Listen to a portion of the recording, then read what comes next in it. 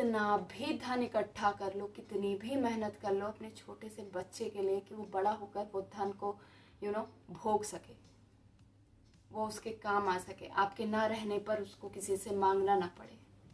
लेकिन यकीन मानिए, अगर उसकी लाइफ में भगवान ने मांगना ही लिखा है ना, धन का अभाव ही है उसकी किस्मत में, तो आप कितना भी इकट्ठा करके जाओगे, बड़ा होके वो दारू पी के लुटा देगा।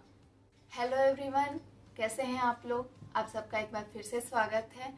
और आज के इस वीडियो में मैं आपको बताऊंगी कि हम कौन हैं, मैं कौन हूँ, आप कौन हैं, हम यहाँ क्या करने आए हैं, आप यहाँ क्या करने आए हैं, या फिर मैं यहाँ क्या कर रही हूँ, आप क्या कर रहे हैं। क्या हम जो कर रहे हैं, जो हमारा डेली रूटीन है, क्या उसी से हमारी आइडेंटिटी है? क्या हमारा बस यही एक काम है कि सुबह उठना, नाश्ता करना, नहाना धोना, फिर खाना खाना, इधर उधर घूमना टहलना, फिर रात को खाना पीना खा के सो जाना, दैट्स इट। यही जो डेली रूटीन है, यही हमें सिग्निफाई करता है, यही हमें हमारी आइडेंटिटी है। क्या हम यही हैं? हम यही करने यहाँ पर आए हैं?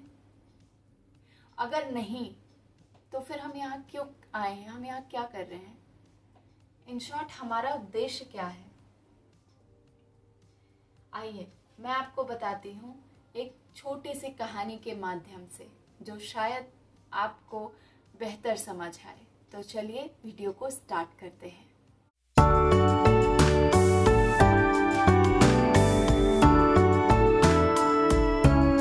एक बार एक राजा अपने मंत्री को बुलाता है और उसको ये आदेश देता है कि तुम जाओ और मेरे साम्राज्य में जो तुमको सबसे ज़्यादा बेवकूफ़ लगे, ऐसे 4 इंसान को मेरे सामने लेकर आओ।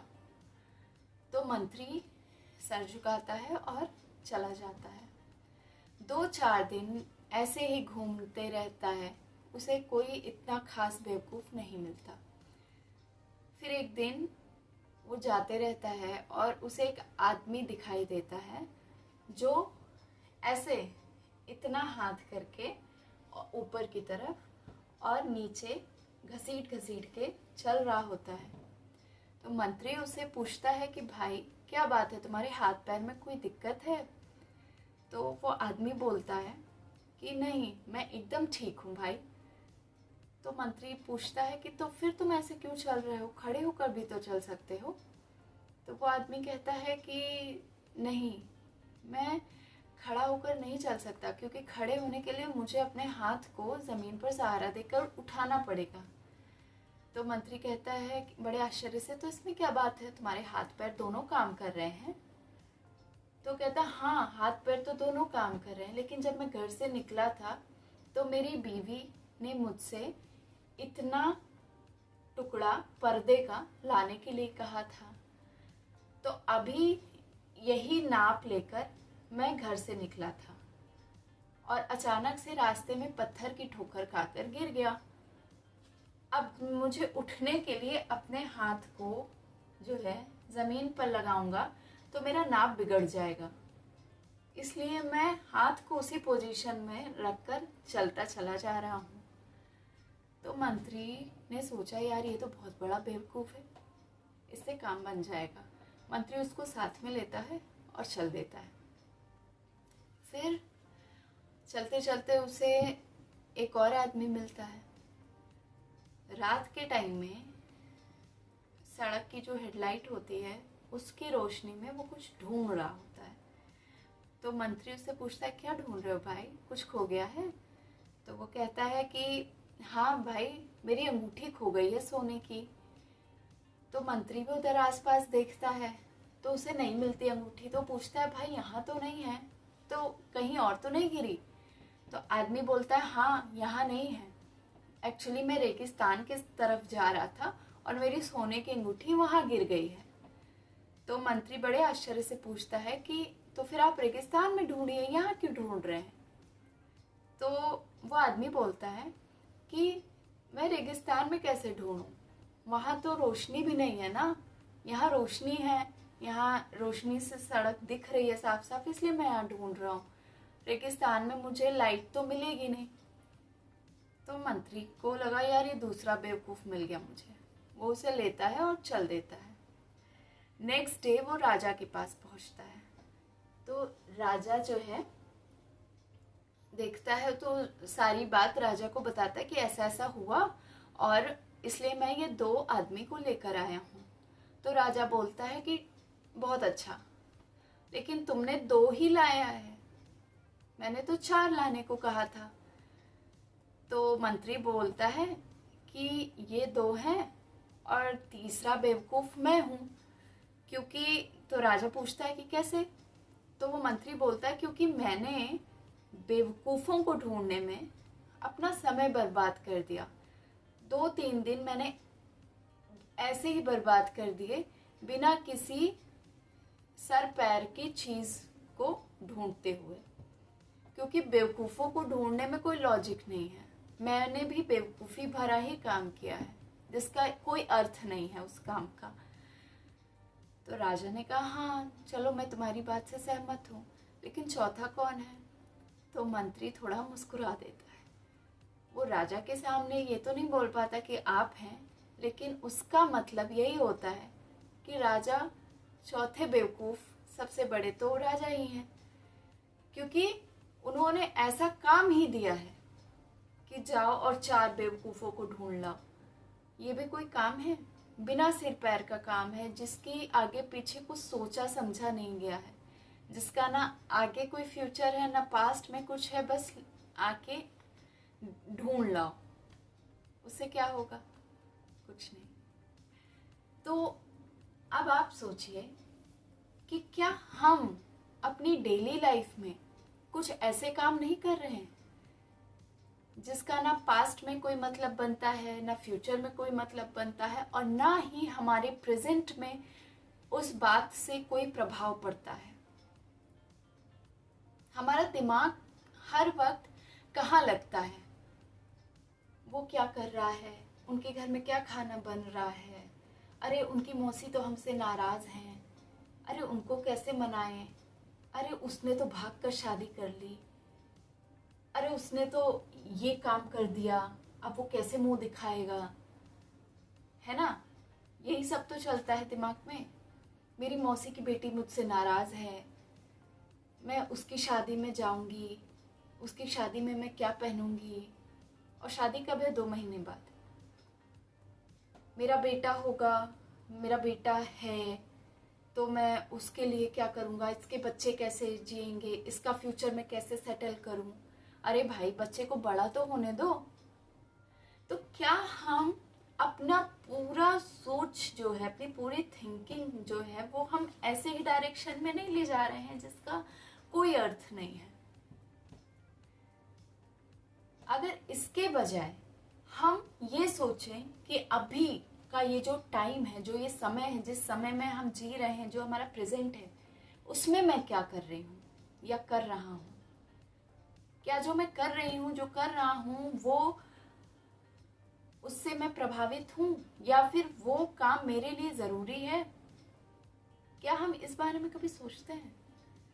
क्या हम कभी ये सोचते हैं कि ये जितने भी थॉट्स जो दिमाग में घूम रहे हैं मेरे, उसने क्या खाया, उसने क्या पिया, उसने तो आज इडली डोसा खाया, अरे आज तो बुधवार है, उसने तो मीट खा लिया, आज तो बृहस्पतिवार है, हाँ उसने नेल्स कट कर लिए, ये तो ये हो गया, है ना, उसके घर में चोरी हो गई, अरे क्यों ना हो, दुनिया भर की गॉसिप। क्या उन गॉसिप्स में से या जितने भी हमारे थॉट्स हैं ऐसे, उसमें से कुछ भी ऐसा है जो हमारे लिए उस वक्त में ज़रूरी है? हम ये कभी सोचते हैं? नहीं। हम अब खुद से ये क्वेश्चन ही नहीं करते, हम खुद को पूछना ही भूल जाते कि हमारे लिए ज़रूरी क्या है। हम वो कर रहे हैं। दुनिया भर के थॉट्स आते हैं दिमाग में, उसने क्या किया, इसने क्या खाया, उसके लिए क्या करना है, इसके लिए क्या सेटल करना है। कभी ये थॉट आया कि अपने लिए इस समय में हम क्या कर रहे हैं? नहीं। और क्यों नहीं आता है? क्योंकि हमारा दिमाग हम अपने ऊपर लगाते ही नहीं है। वो कहते हैं ना, एक कहावत है कि लोग लोगों की फितरत है कि वो खुद में नहीं झांकते, वो दूसरों की लाइफ में ज़्यादा झांका ताकि करते हैं, है ना। कबीर जी की कहावत भी है, दोहा है इस पे कि बुरा जो देखन मैं चला, बुरा न मिलया कोई, जो झांका आपनु मुझसा बुरा न कोई। तो हम अपने अंदर क्यों नहीं झांकते हैं कि हम क्या कर रहे हैं? क्या हम जो ये गॉसिप कर रहे हैं डेली के, क्या हमें सूट करती है? क्या हम यही करने आए हैं? क्या यही हमारा कैरेक्टर डिफाइन करता है? नहीं। तो फिर हमारा गोल क्या है? हम यहाँ पर क्या कर रहे हैं? हमारा गोल है इस शरीर के साथ ईश्वर का भजन करना। क्यों मैं ये बात कह रही हूँ? क्योंकि मैं अभी इस शरीर में हूँ। मरने के बाद बस ये शरीर नहीं रहेगा, मैं ऐसे ही रहूँगी। इस शरीर के साथ मैं पूरी तरह कंफर्ट जोन में हूँ। क्यों? क्योंकि ये शरीर मेरे आत्मा के लिए एक घर है ना। आप ऐसे सोच कर चलिए। लेकिन जब ये घर खत्म हो जाएगा तब भी घर के अंदर वो जो किराएदार है वो रहेगा, और जो अभी मैं महसूस कर रही हूँ, जो चीज़ें अभी मैं एक्सपीरियंस कर रही हूँ अपने आसपास, वो सब कुछ वैसा ही रहेगा, कुछ भी खत्म नहीं होगा। खत्म क्या होगा? सिर्फ ये शरीर। तो इस शरीर के माध्यम से हम क्यों नहीं कुछ ऐसा सोचते हैं, कुछ नहीं हम ऐसा करते हैं जो हम अपने आप को बदल सकें। हमारा गोल है ईश्वर की प्राप्ति। ये शरीर हमें मिला है ईश्वर को प्राप्त करने के लिए, इस जीवन मरण के चक्र से मुक्ति पाने के लिए। क्योंकि अभी इस शरीर में तो हम जिंदा हैं, तो हम जीवित हैं कह सकते हैं। तो हम जब जीवित हैं तो हमारे लिए सब कुछ है। लेकिन क्या होता है कि इस शरीर के ना रहने के बाद एक्सपीरियंस, सब कुछ अनुभव ऐसा ही रहेगा, बट हमारे लिए जीना, सांस लेना मुश्किल हो जाएगा। क्योंकि हमारे पास हमारा घर नहीं होगा, हम बिना घर के होंगे, बेघर होंगे, है ना। और ये जो हम देख रहे हैं ना अपने शरीर के साथ, जो हम ये देख रहे हैं, ये एक सपना है।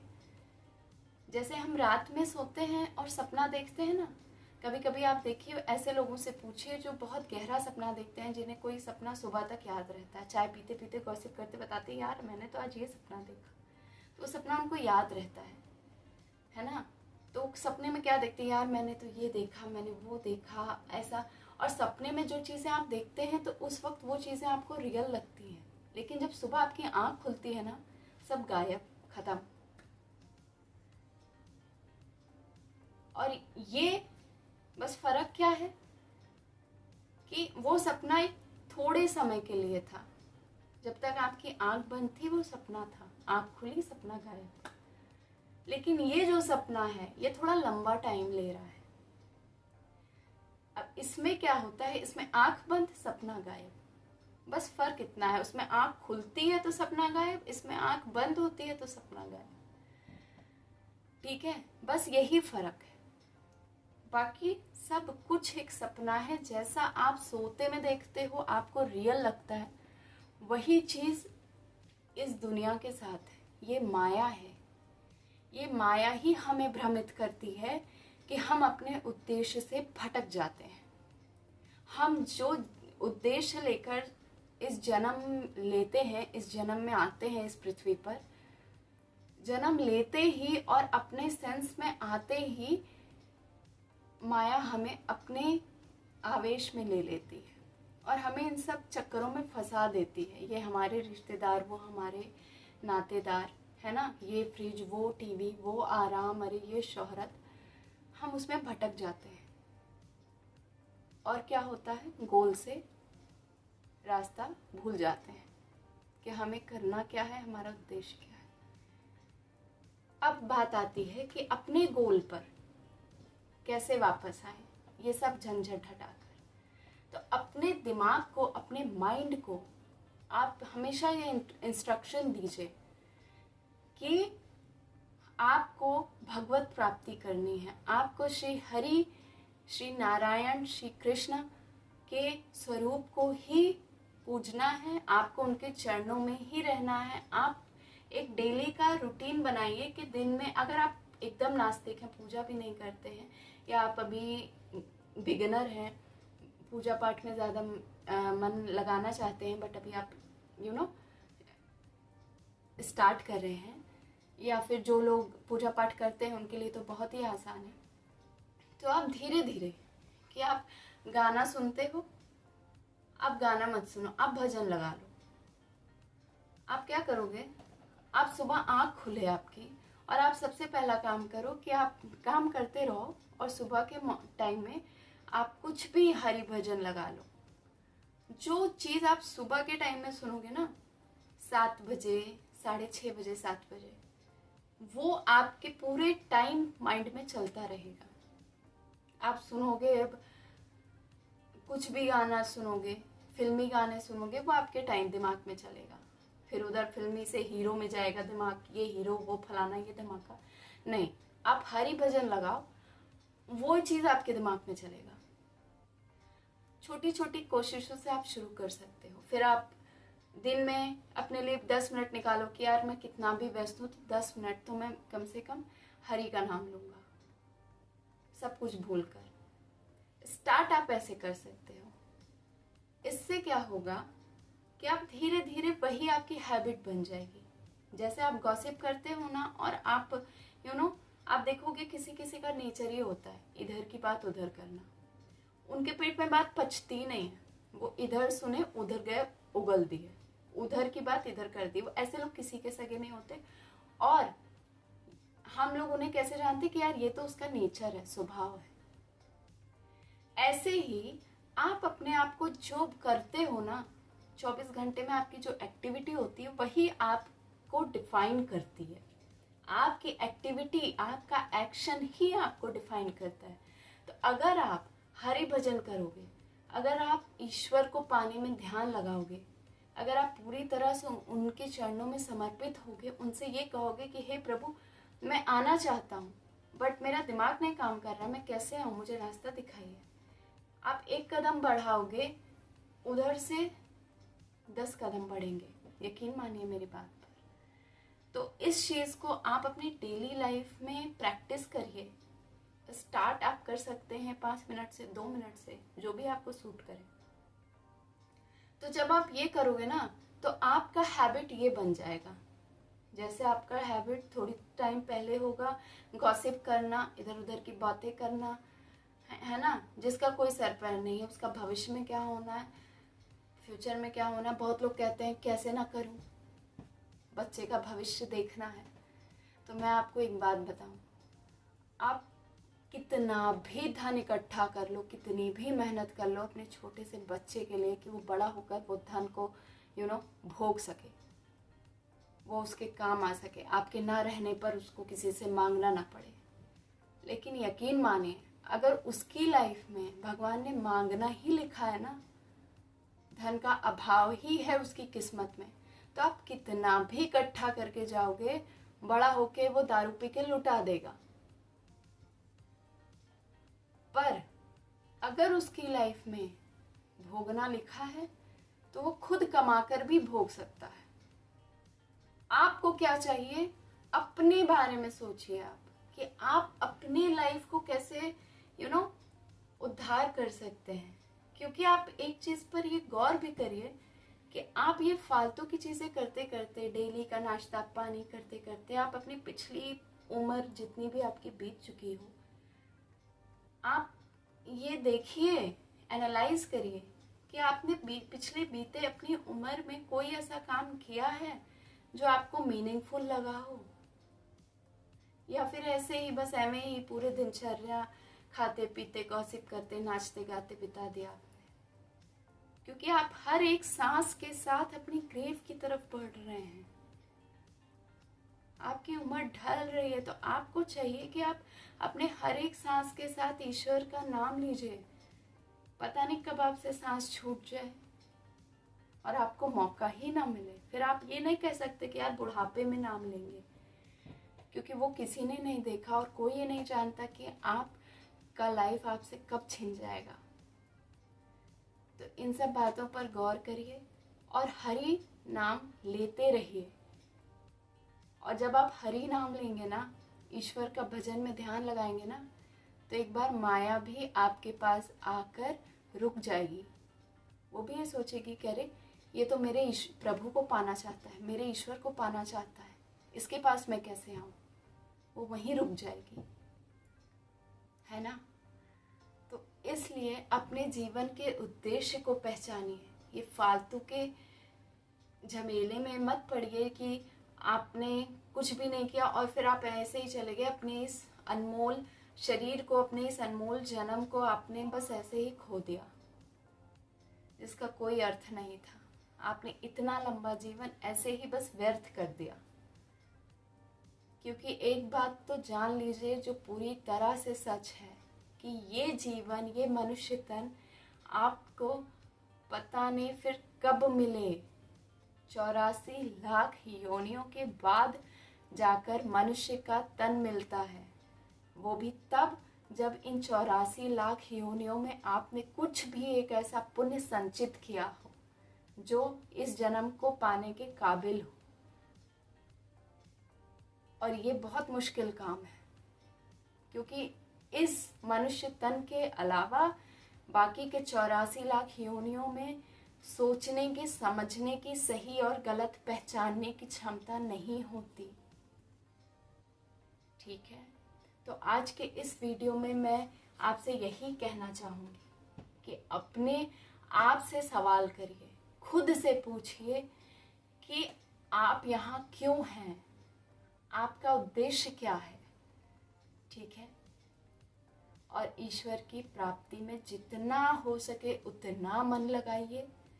और अगर नहीं अभी स्टार्ट किया है तो अभी से स्टार्ट करिए। चलिए, अब मैं इस वीडियो को यहीं ख़त्म करती हूँ। वीडियो आपको पसंद आई हो तो प्लीज़ वीडियो को लाइक करिएगा। मेरी बात आप सबको अच्छी तरह से समझ में आई हो, अच्छी लगी हो तो प्लीज़ मेरे चैनल को भी सब्सक्राइब करिएगा। ठीक है, चलिए फिर मिलती हूँ आपसे नेक्स्ट वीडियो में। तब तक के लिए नमस्ते।